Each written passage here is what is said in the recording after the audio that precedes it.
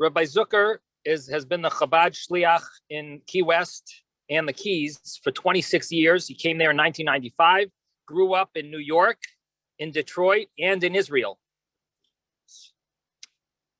He has a Chabad house, a mikvah, a minyan, a kosher restaurant under his hechsher. He gives us rabbinic supervision. And something very interesting about Rabbi Zucker is that he is also a ordained slaughterer of animals, not just chicken, but he actually does slaughterings for the community, the Jewish community all over South Florida. And I think he specializes, if I'm not mistaken, in lamb. And this is really a special treat that South Florida has. Every so often we find out that there's going to be we can get meat straight from the slaughterhouse same day. It's really, really special, only because Rabbi Zucker is here in South Florida with us. So Rabbi Yanky Zucker is truly a close friend of mine, and someone who really has been holding he's been holding up the keys, the Yiddishkeit and the keys. He's the foundation, the pillar of Yiddishkeit for the Key West and the Keys. So with no further ado, Rabbi Yanky Zucker. But you're muted. Okay. You hear me now? Okay. Yes, now we hear you. Thank you, Rabbi Smith, and keep up the great work that you're doing. Amen. So as Rabbi Smith mentioned, today is the Rebbe's yahrzeit, the 27th yahrzeit of the Lubavitcher Rebbe. And so for us, it's a holy day, but also a somber day, especially us who we remember the Rebbe physically, and we were able to get brachas from the Rebbe. And whenever we had questions, we used to ask the Rebbe, and we had clear guidance always from the Rebbe. And even though we feel the Rebbe with us, even now that we can't see him physically, obviously we miss that we, seeing the Rebbe physically and able to ask the Rebbe physically questions and get inspiration, live inspiration from the Rebbe. Nevertheless, the Rebbe left us with enough books and guidance and videos of what to do and when to do it. So we have, thank God, we have a lot of guidance from the Rebbe, and but of course we still miss the Rebbe physically. So with all that said, the Rebbe, and I'm sure you heard much about the Rebbe before. I'll just say a few stories that happened here in Key West with us, and I'll add a few other ones. But the Rebbe was not only a leader, as many rabbis are, of their community or of their, of their neighborhood, or of their members, those that pay membership to their temple, etc. The Rebbe was a Rebbe for all the Jewish people and beyond. He even helped non-Jews when they needed help. We know that the Rebbe cared about the single individual also, whether there was someone in jail that needed to be visited, one Jew, everybody forgot about him, he's in jail, or about the general Jewish community, about the safety of Israel and the soldiers. So he cared about the great, important issues of the Jewish people, but he also cared about the individual, which is very, very important for the Rebbe.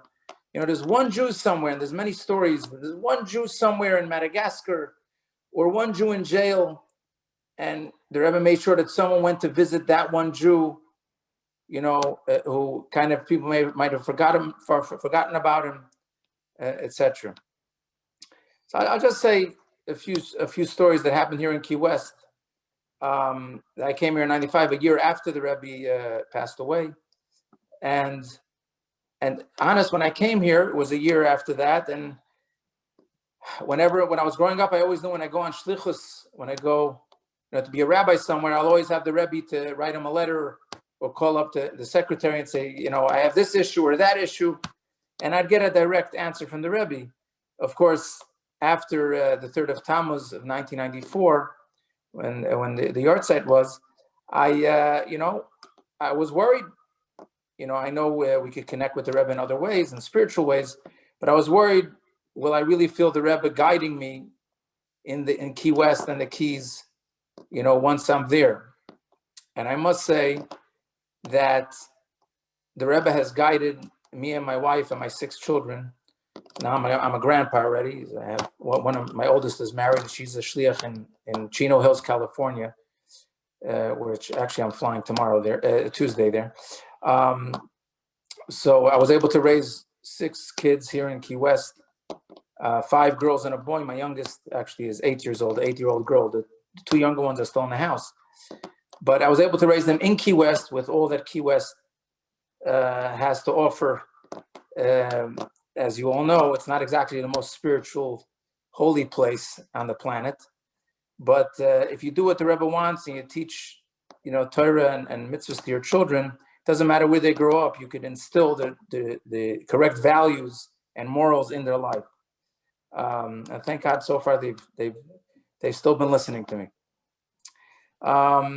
So just, one of the stories that happened when I came to town in '95, the conservative temple here, who I'm very good friends with all of them in the other temple. I'm friendly with all the Jews here, regardless which temple they go to. Me and actually the conservative rabbi and the president, we made a Jewish shooting club, and we go to the range every month, and we practice our shooting in order to protect the Jews in the Keys. We all pack heat here, just to make sure everybody's protected. We're not vigilantes of any type, but we want to make sure that our congregation is protected at all times. So regardless of that, when I came to town, they did not have a rabbi in the conservative temple. And so after a few months when I was here, they decided they wanted to hire a rabbi also. So they hired a rabbi, a nice guy. His name is Rabbi Paul Grobe. Rabbi and his wife, Dorothy. Very nice people. So I called them and I welcomed them. And they said, Rabbi, I wasn't sure what I was expecting. Not all conservative rabbis like the Chabad or the Orthodox. So I was a little scared what I was getting into.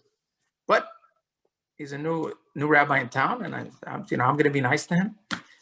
And he says, Rabbi, could you come check my mezuzahs? In the temple, they have a rabbi's apartment. And there's mezuzahs on the doors. He says, Rabbi, please come check the mezuzahs. So I come check them. Not all of them were kosher. Some of them had some trouble. He said, Rabbi, I don't trust these mezuzahs. I want all Chabad kosher mezuzahs. Please put them up for me. So I was surprised. I wasn't expecting that from him, but I got him all new mezuzahs. I put them up. And then he tells me, Rabbi, I want to come to your minyan every day. And so he started coming to my minyan. At that time, I had a daily minyan all the time. And he started coming to minyan. And he started bringing his gabbai to the minyan also. Tom, also of blessed memory. And we learned Chitas, which is a Chumash, Tehillim, and Tanya. And we also did Daf Yomi, which is a Talmud, a page of Talmud every day. And actually, we went through the whole Talmud, me and Rabbi Grobe, together with Tom, his gabbai. And Rabbi Grobe told me, Rabbi, I want to tell you something.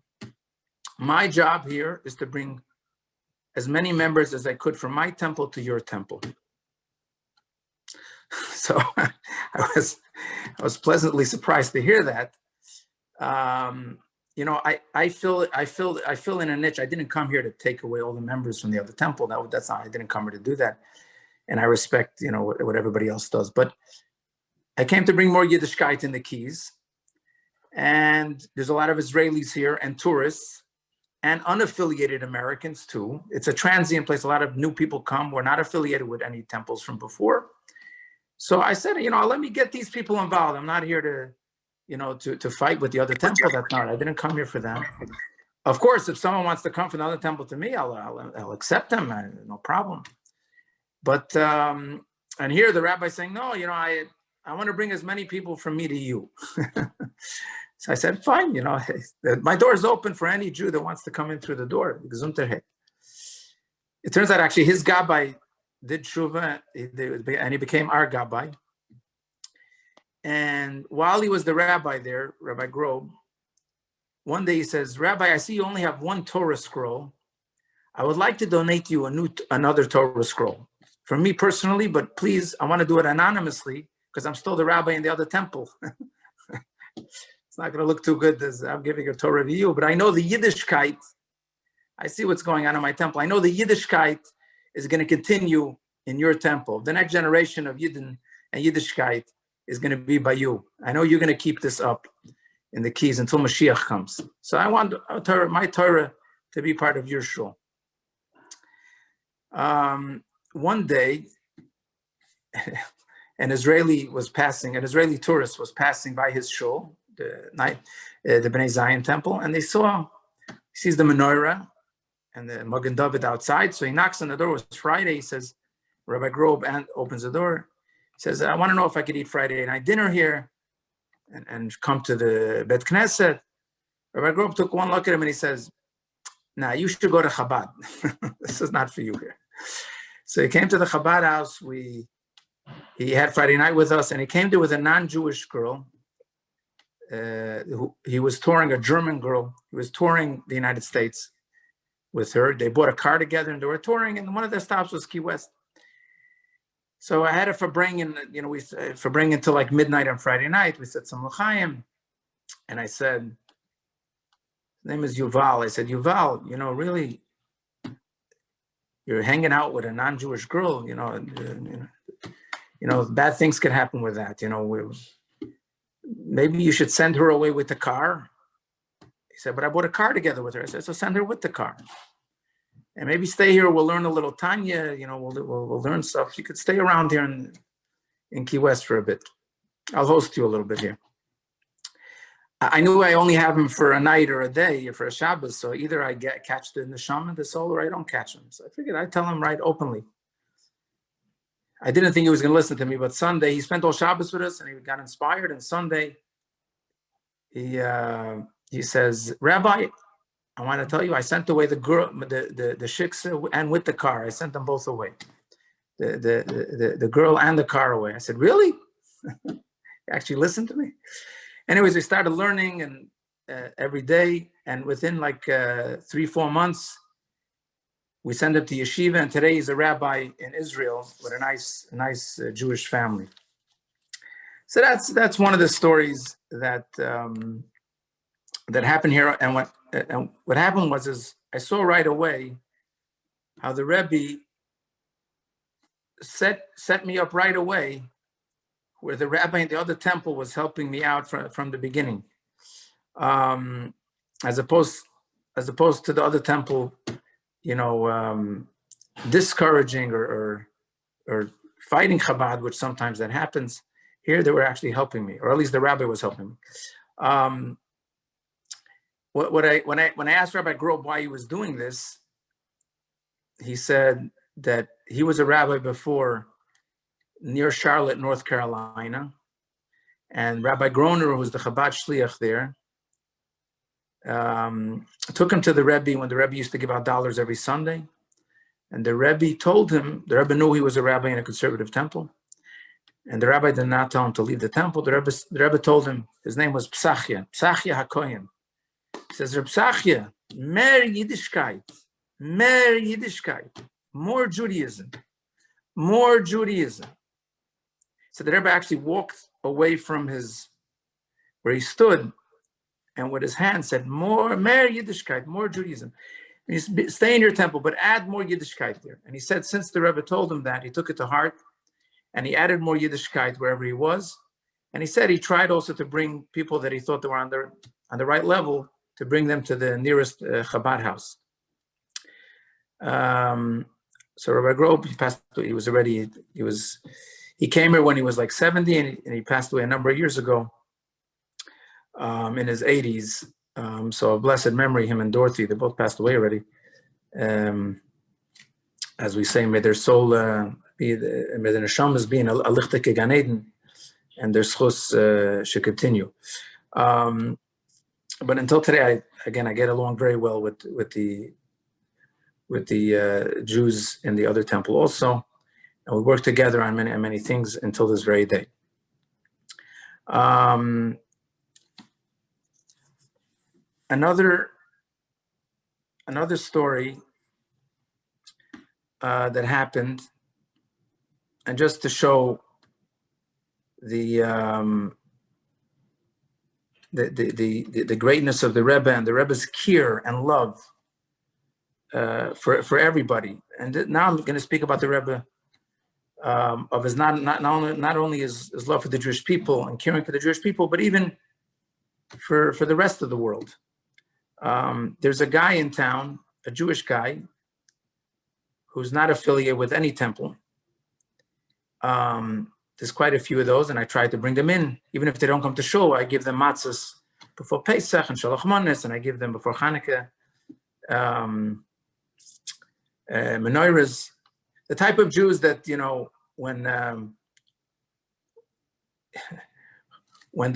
embassy was moved to Jerusalem, you know, they were even against that. You know, they're Jews that are very far off from Judaism, and nevertheless, they're still Jewish, and we try to get them involved. So this one Jew, he's in the Rotary Club. Many of them are Masons, and on the Rotary Club, they're not members of shuls, but they're involved with these other organizations. He says, Rabbi, I need to give a speech at the Rotary Club. Every few weeks, somebody else has a 2-minute speech to give. And I want to give a speech at the Rotary Club. Could you maybe tell me where you get your inspiration from so I could go look there? I said, I'm not going to give you all my secrets in 1 minute here. He says, well, could you think of anything? So I said, well, what type of inspiration? It's just inspiration about people doing the right thing and good things. So I'm thinking to myself, and it came to me that in the 1960s, there was a congresswoman, the first African-American congresswoman. Her name was Shirley Chisholm. I'm sure many of you remember her. She was before my times, but I mean, I knew of her later on. I was born in 1972, so she was a little before me. It's Shirley Chisholm. What? Chisholm. Chisholm? Shirley Chisholm, right? Okay. If I pronounced it correctly. Anyway, so she when she came to the government, they wanted to make sure she has no power. She was from Brooklyn, so they put her on the agricultural committee.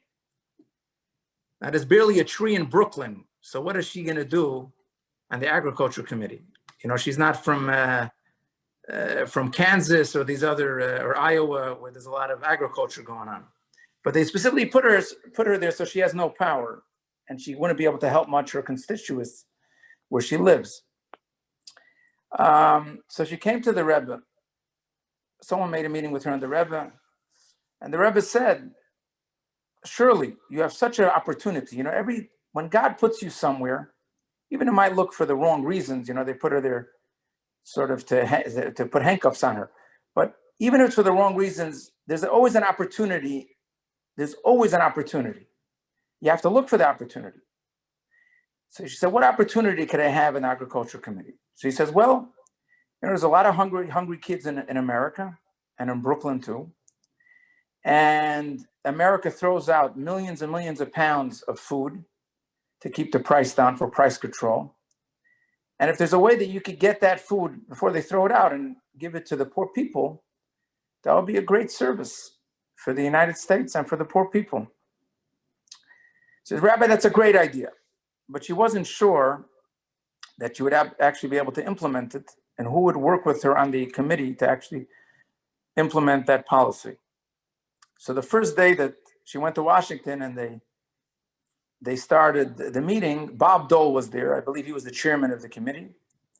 And Bob Dole said, Shirley, you know, we have all this excess food that we throw out. And he was the senator from Kansas, I believe. Maybe you could have an idea what we could do with all this food that we throw out. all these millions of pounds of whatever, it's corn and other stuff. Shirley says, wow, the rabbi. Before I even asked it, Bob Dole is already asking me about what should we do with the food. So sure enough, she started the WIC program and the food stamp program, the EBT, and all this actually started, I believe it was 1968.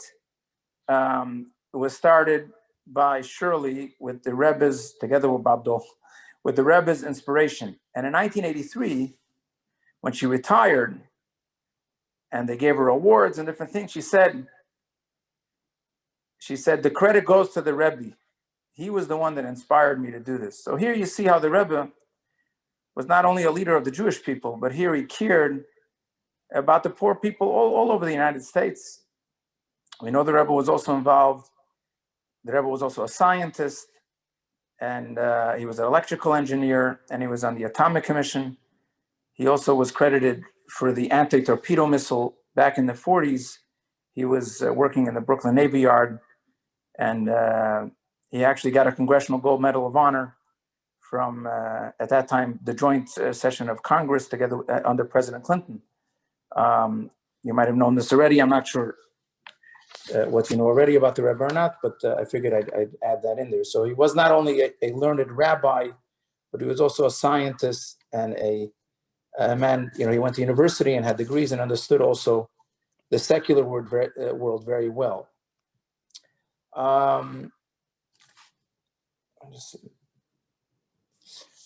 Another, if anybody has any questions before I say my next story, you could ask if you would like. If not, I'll continue to my next story. Rabbi? Yes, go ahead.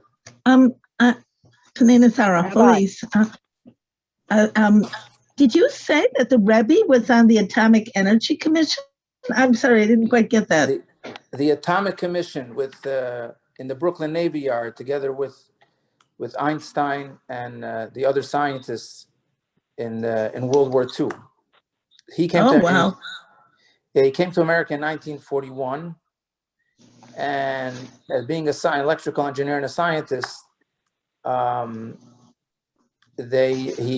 joined the Atomic Commission, and the Rebbe actually, as far as I know, got a salary from the U.S. Navy, not from the Chabad movement, for the rest of his life, because he was involved with the anti-torpedo missile, because the German U-boats were sinking the American ships, and he was able to, he was one of the inventors of the anti-torpedo, which took down which protected U.S. ships in the war, in the times of the war, at least from when the Rebbe got involved. As far as I know, the Rebbe was also involved with the stealth material, the stealth bomber. So it's made out of a material that's the radar does not detect it. So it said it in a Navy magazine that it was invented in 1943 in the Brooklyn Navy Yard, and it was actually not called stealth. It was called Yehudi. That's what the material was called. It was called Jew. And they say that the Rebbe was involved with that, but don't expect them to call the plane a Jew plane or a Jew. They right away changed that to stealth. But you could Google that and stuff. I remember reading that. And one of the people that go to the Bell Harbor Shul said that he was a security guard then. He remembers the Rebbe coming in with all the other scientists every day. The Rebbe used to take the subway from Brooklyn to the Brooklyn Navy Yard, from Crown Heights to there. So again, like we said before, the Rebbe was not only a great rabbi, but also he helped the war effort in the 1940s when he escaped the Nazis. He helped the American poor people. He helped American families till today.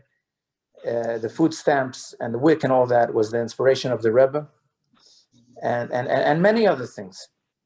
There's also the Aleph Institute, which the Rebbe pushed to create, which takes care of the Jewish military soldiers throughout the world and inmates in jail. I'm the chaplain here also at the jail, and visit the Jewish inmates there. And so the Rebbe cared about everybody everywhere. And that's like the Moses. Like in every generation, it says there's a Moses. And the Rebbe was definitely the Moses of our generation, but we still feel the Rebbe leading our generation from a higher place, but we still feel him intimately involved in everything that we do. Another interesting story that happened here was in 1997 or 1998, a Jewish boy came to town. His name was Jacob Freeman. He grew up in Boca. His mother left him in a bar when he was 8 years old. His mother was not one of the greatest mothers, I would say, at least at that time. And he was adopted by some friends in public school, that he was in the Boca Raton public school. And they're actually called the Higgins family. They have a big law firm till today in the Boca area. You could Google it, the Higgins law firm. Nice people. And so they adopted him because he was going to school with their sons. So when his mother left him in the bar, he walked over to their house and he just kind of joined the family. So he kind of grew up in this non-Jewish, nice family, but not Jewish, the Higgins family. And he was 17. He never had a bar mitzvah or anything. When he was 17, he came to Key West to work on one of the t-shirt shops here, one of the tourist souvenir shops. Now, the owner of the shop was an Israeli guy, or a Jewish guy. And he said, Rabbi, there's this new, I always every day walk down Duval and, do miftzayim, put tefillin on people, visit the Jews. And I don't wait till they come to my office. I go out and seek out the Jews that are hanging out in Key West. And he tells me there's a new Jewish boy who's working in the store. His name is Jacob. He never had a bar mitzvah. So I welcomed him. I said, Jacob, let's get you involved. We'll give you a bar mitzvah. So we warmed him up slowly. We used to invite him over to the house. And he kind of became one of these, he kind of became another member of my household. I know he didn't grow up with loving parents, if you will. His mother left him in a bar. And we grew up with the other family, but we kind of sort of adopted him. And finally, we made him a bar mitzvah when he was 17. And slowly, he became more and more observant with us. Now, in my house, I used to live in Old Town. I live in Newtown, Key West. Those that know Key West. I lived in an old conch house, 4 blocks off Duval Street. And it didn't have any central air conditioning. It had wall units. And my house was it wasn't always cold. Especially in the living room, I had an old unit there. And Jacob used to tell me, Rabbi, we need to get you a new unit in your house. So I said, okay, great. If you're able to donate me a unit or get someone to donate me a commercial unit, central AC, I'll accept it. But one day in Key West, they decided to change all the sewers in town. The sewers here were from the 1880s. And so they were going to change the whole town. All the pipes were leaking. They were going to change the whole town. It was a big project that took like 2 or 3 years to do because they dug up street by street in town. And there was a lot of detours, etc., around the town. Now, every house, once they changed the main pipe on the street, every house had to reconnect their own sewer system with the main sewer line. There was no budget and no one was giving out any grants for that. So every house had to spend, a few $1,000s and hire plumbers to reconnect their house and redo their pipes. They want everybody to redo their old pipes with new pipes that don't leak. So they came to my street and they said, Rabbi, you got to reconnect your house. So I didn't, it cost around $3,000. I did not have the money. I said, I can't do it. I don't have money. Well, Rabbi, we're giving you a month or two. You better get it done. A month or two went by, and I said, I still don't have no money. And no plumber wanted to do payments with me because they had so much work. They didn't need me. Every house had to be reconnected. So they were having a great time, the plumbers. Every plumber from Miami came down here for work. So I bump into a Jewish guy. His name is Andy Schottenstein. I don't know if you know the Schottenstein family. It's a big family. There's the Schottenstein Talmud. So one of the nephews of the Schottensteins. So I meet Andy. I say, Andy, I see you brought down a plumbing company. Maybe you could help me reconnect my house. He says, Rabbi, for you, I'll do it cost price. Just pay $500 directly to my people, to my workers, instead of $3,000. And I'll, no workers' comp or anything. And I'll get it done for you. I say, okay, great. Baruch Hashem. Thank God. So he came and he reconnected my house. I was very excited. And then I realized that he only connected my 2 bathrooms, but he did not connect my kitchen sink and the mikveh. We built a little mikveh behind the house. So he connected only half my house. So I said, Andy, you didn't connect the rest of my house to the sewer system. He says, don't worry, it's connected through the neighbor. It's grandfathered in. So I said, okay, grandfathered in. All right, as long as the city approves me, I don't want to get me in trouble. So he said, so sure enough, the city came along and they approved me. All right, Baruch Hashem, I'm not worried anymore. The problem was a year later, my neighbors on the other side of the street, they redid their sewer system. So they cut me off. The neighbor that I was attached to, that I was grandfathered in with him, they cut me off a year later. So the mikveh and my kitchen sink was going out in the yard, the waste, instead of in the pipe. So my neighbor started smelling things. I had a guy, Irish neighbor Mike, said, Rabbi, I smell some stuff. It's behind your house there. You don't see it because it's on the other side of your house. I said, Mike, please don't tell the city. I'll fix it. I didn't realize. I realized now that they cut me off. But I was calling. Andy already left town. Andy Schottenstein had left town. He made his gelt already. So now I need someone to redo it. And the plumber said, you got to put it all on a slant. It's going to cost you, instead of $3,000, $5,000, we have to redo everything. So what is it? What's cheap is expensive sometimes. So here I am trying to figure out what to do.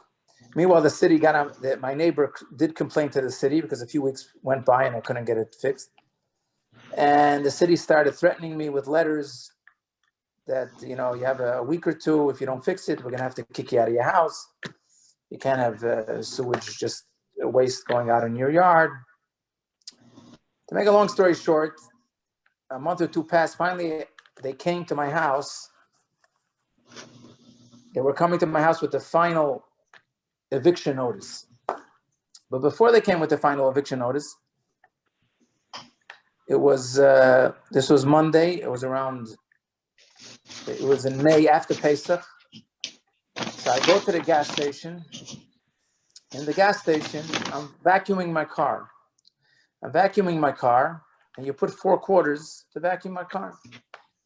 Before I vacuum the car, there's a tanker truck in the gas station, and it's blocking between me vacuuming my car and the tanker truck. Is blocking the way in the gas station. So some redneck came with a pickup truck, and he wants to go in the gas station to fill up gas. It's a gas station on Truman and White Street. It's still there, the gas station. US 1 and White Street. So I'm a nice guy. The guy wants to come into the gas station. We're blocking the entrance. So I pulled away and I let him go in the gas station. Meanwhile, he comes to the gas, he pulls by the vacuum and starts vacuuming his car. So I said, you took my place at the vacuum. So I thought he's going to say, I'm sorry. I thought maybe you finished vacuuming. He says, no, I was going to vacuum and I let you in the gas station. You took my place. So he said, you guys always do that to us. So I felt anti-Semitism. What do you mean, you guys? I said, what do you mean, you guys? He says, well, I'm from New York, he tells me. He says, well, I'm also from New York, and in Key West, we act courteous to one another. He says, you're going to see me around. I told him, God bless you. He knew I meant something else. But he came to me, he said, you're going to see me around. What I did is I started writing his license plate down on a paper. I wasn't really going to do anything with it. But I figured I'd at least write his license plate down. He says, you're going to see me around. Who do you think you are? Anyways, I went home. I never felt anti-Semitism in Key West. It was an unusual story. People are usually very friendly here and accepting of all types of people and lifestyles, etc. But so it was surprising that a person that looked like a local, not a tourist, is going to act, disrespectful. But what am I going to do? It's kind of fun, as we say. I'm going to go fight with some young guy. So I went to vacuum my car later. And that's Monday. Thursday, Jacob, getting back to Jacob, the one who came as 17, and I made him as bar mitzvah. He says, Rabbi, we put in new air conditionings in the store on Duval Street, and we have one extra one that we bought for your house. I want to install it for you. So I said, Jacob, that's great, but they're kicking me out of my house soon because I didn't reconnect the sewer. So an AC is not going to help me at this time. He says, why don't you tell me? I'm a jack of all trades. One of these clever that he knows how to do everything. Fix your car, you put an AC. So I said, okay. He said, just go to Home Depot. Let's go to Home Depot, buy me a $60 pipe, and I'll fix the whole thing for you. I said, you sure? He says, yeah. And then we'll put the air conditioning also in.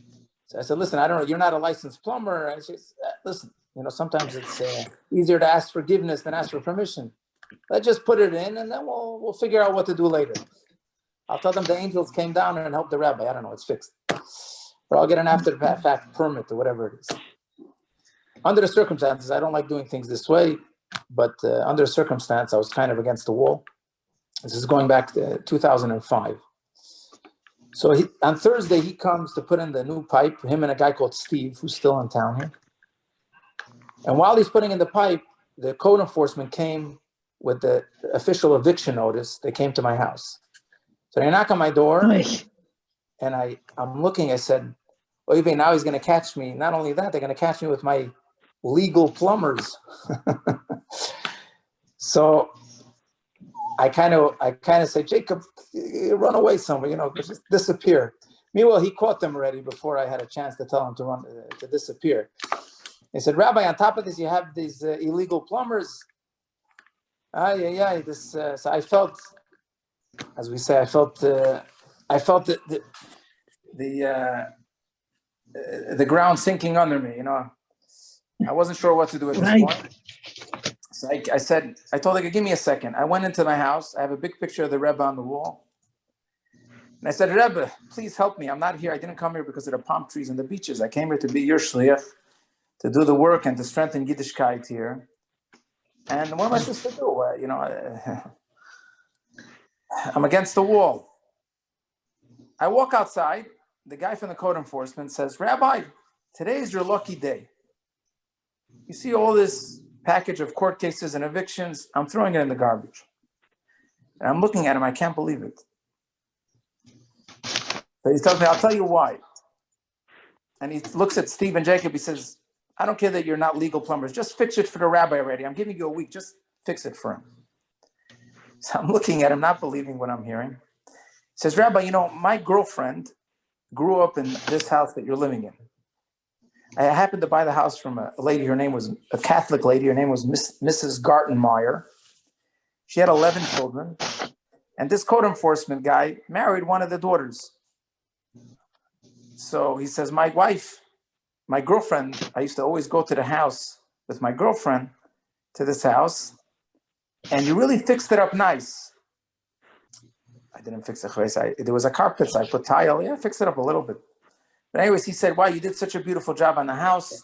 I painted it. Whatever, we did a few little things to make it a Yiddish house. So you did such a beautiful job. I really like what you did. Just fix it for the rabbi and everything's fine. And I felt then how all I went is to the Rebbe's picture. And I said, Rebbe, help me. And I walked out. Everything was taken care of.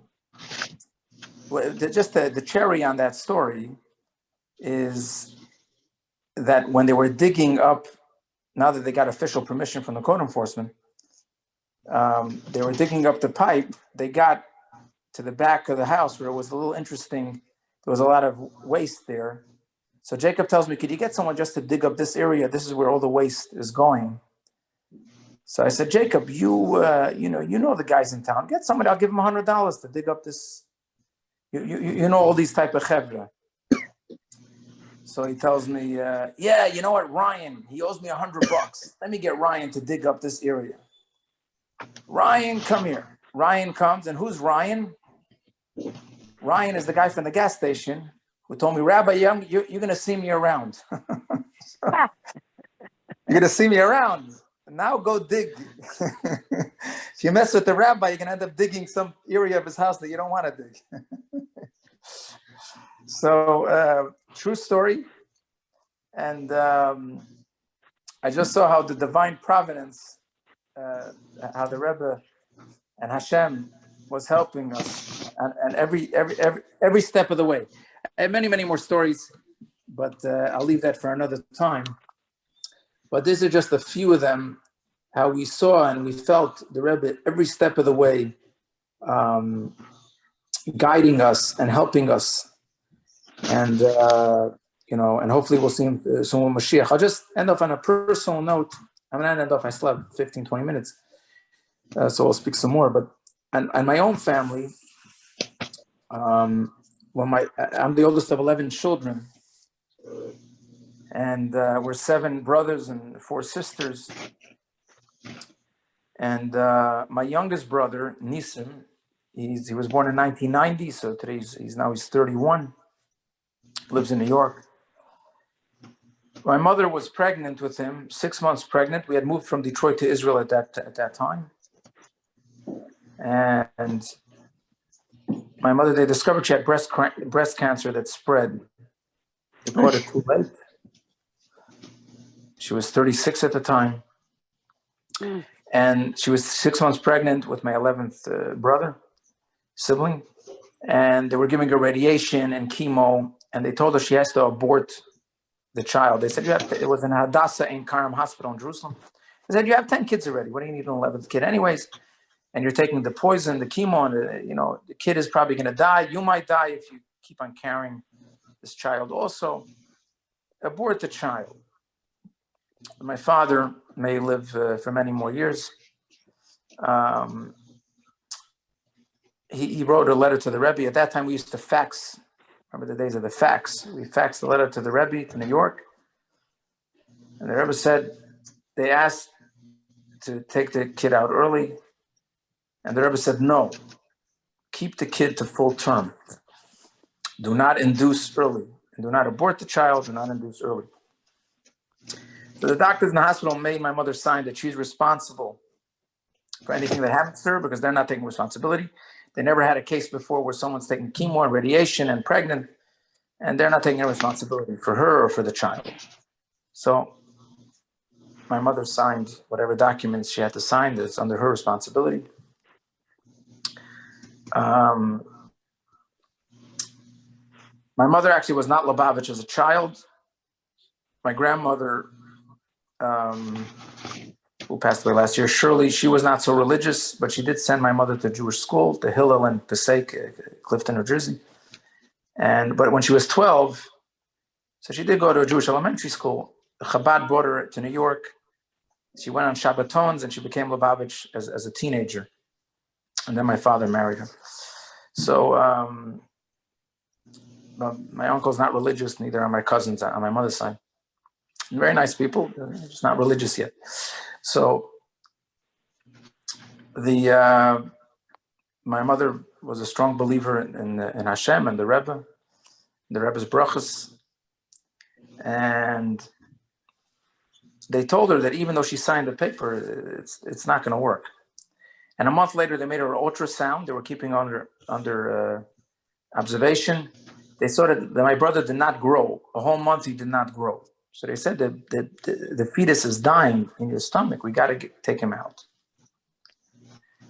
So again, my father wrote to the Rebbe, and the Rebbe said, do not take him out. Do not induce early. Leave him. Again, she had to sign more papers that she's responsible. And at the end, they made another ultrasound a day or two later, and they saw that the baby grew in a day or two, grew back to the size that he should be. he grew to the regular size.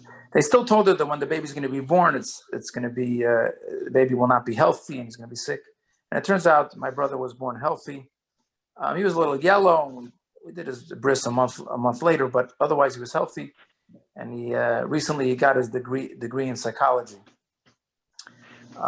So that's just a personal story that we had in our own family. How I always remind my brother that if not the Rebbe, you would not be here today.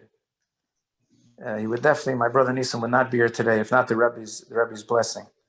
My mother wanted to have 12 tribes. She only ended up with 11 children. And she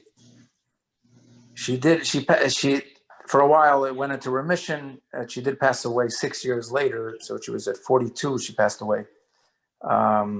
But she did live 6 years after that. So that is a personal story that happened with our family and the Rebbe. And any questions?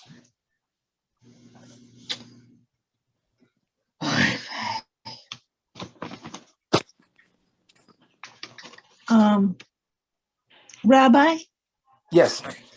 Do you know of any stories where the Rebbe was able to intervene in a case of mental illness, where they had a refuah to normalcy? Where the Rebbe was able to intervene to heal that person with a mental issue?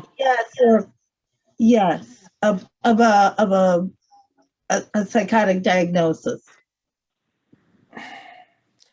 I mean, there's a number of stories of the Rebbe where the Rebbe helped people, with different mental problems or issues.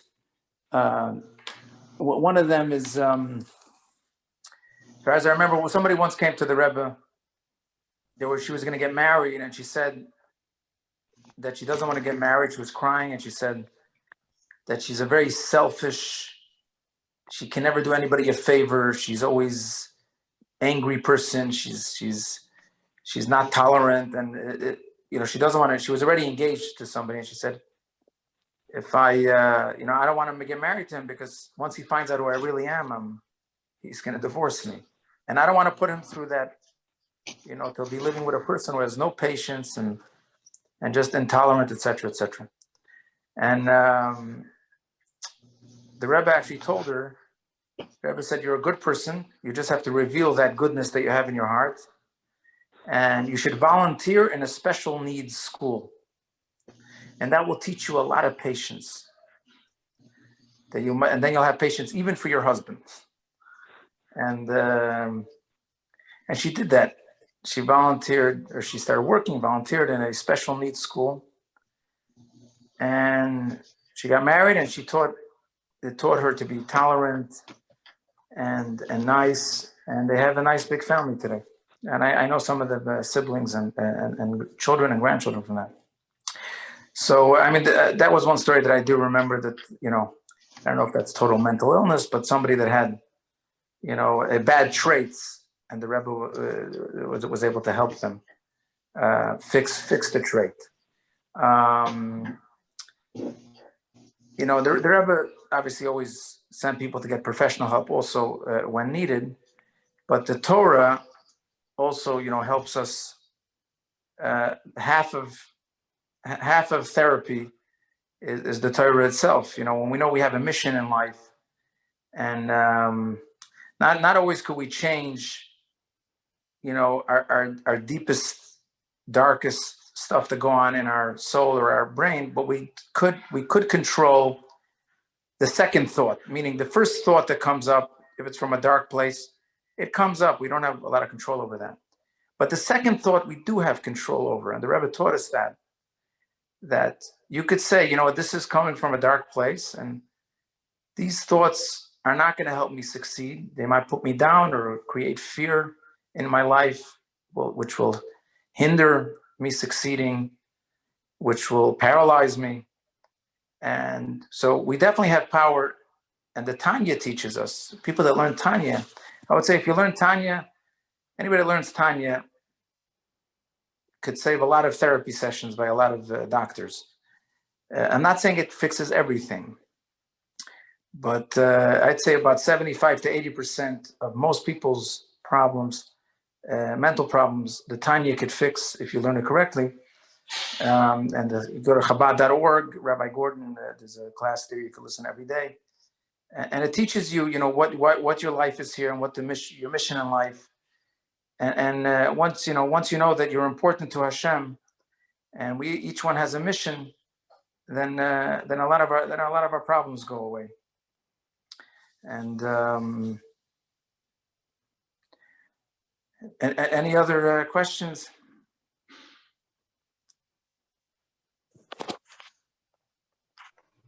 Rabbi. Yes. I heard Rabbi Gordon say a few days ago that everything that happens to us is hashgacha pratis, it's divine providence, except for one thing, our reaction. True. Very, very, very true. Very, very, very wise. I'm actually, speaking of Rabbi Gordon, I'm actually going, Tuesday I'm flying to California to visit. So Rabbi Gordon's son, Rabbi Yossi Gordon, is a good friend of mine. We were in Montreal together in yeshiva. And then in Boston, we were in different places. And so he's a rabbi in the Valley in California, and he's marrying off his daughter.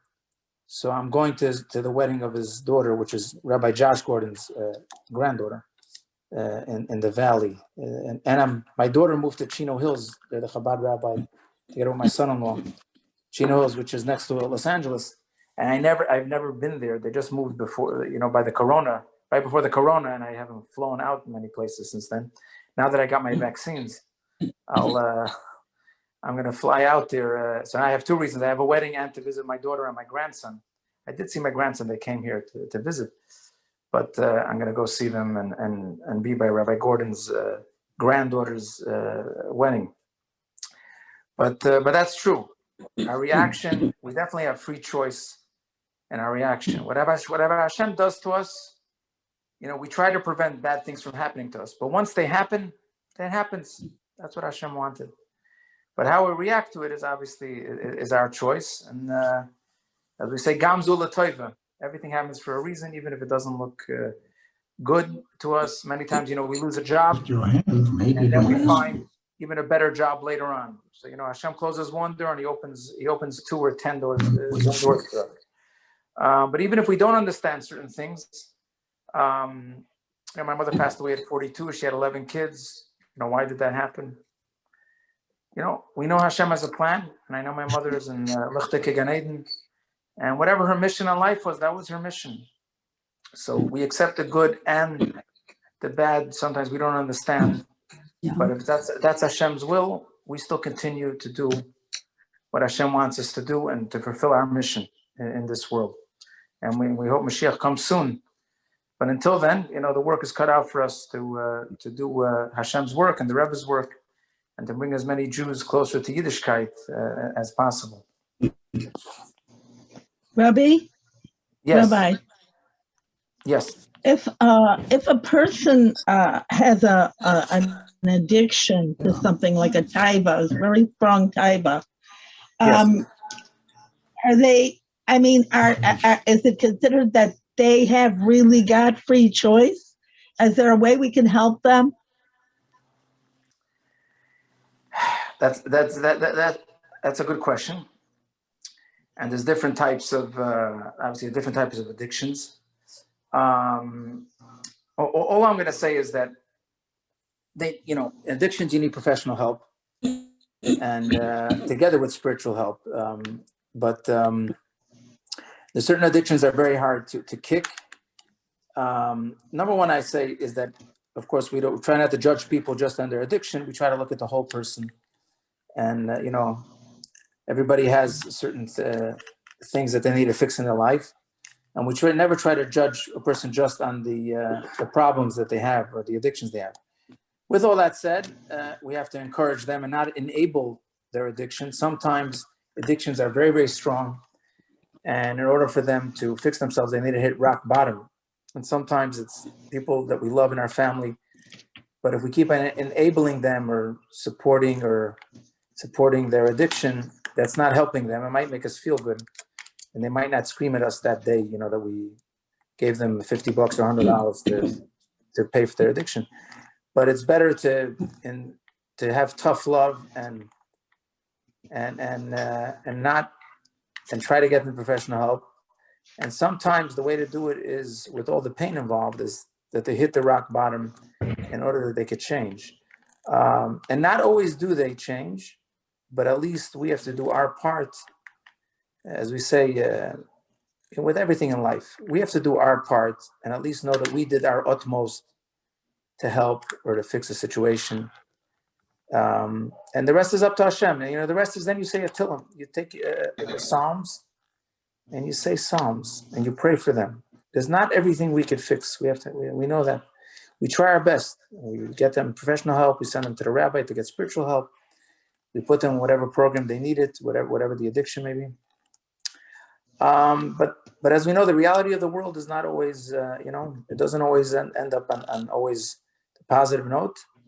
But we can do our best to help them in the right way, and the rest is up to Hashem. And at least we know we did the most that we can to help the situation, and the rest is up to is in Hashem's hands. Thank you, Rabbi. You're welcome. Rabbi, Yes.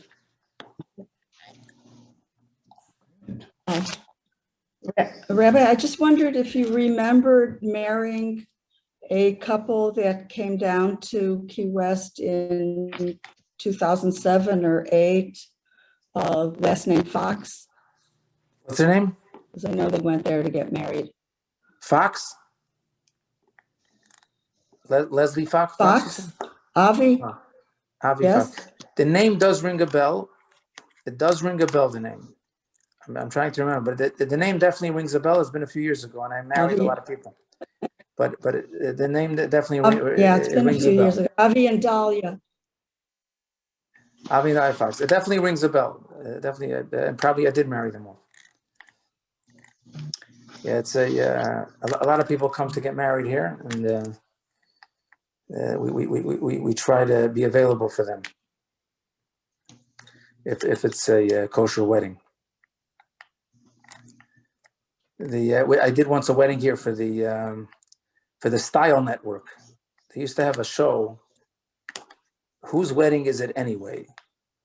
So they it was a Jewish couple, and we did it at the Reach, the Waldorf, the Reach downtown. It was an interesting wedding, So I said I'll do it if it's if we have kosher and the kala goes to the mikveh, and they agreed to everything. Of course, the kala had to agree. She agreed also, and we did a nice kosher wedding for the Style Network. Also back in 2005 or 2006. But I always wanted to be a rabbi in an exciting place. I didn't want to be in some boring suburb somewhere. Not that all suburbs are boring, but I did not ask for this much excitement. Key West definitely, there's a lot of excitement here. Sometimes more than I asked for, between the Israelis, and some of them get in trouble with the town here, and the tourists and the local community. And I deal with all the Jews up the Keys. So, I make sure to go all the way to Ocean Reef and Key Largo, especially before every Yom Tov. There's also a temple in Key Largo that I give classes there. The KJ is called the Keys Jewish Community Center. Nice people. So I'm always in touch with them. Now I'm doing Zoom with them, like I'm doing here with you, for many, many years. So I try to take care of all the Yidden. In Yiddish we say, "B'makim sheinish," "B'makim sheinish" is herring oichafish. Where there's nobody else, then herring is also. Then you got to do everything. So here.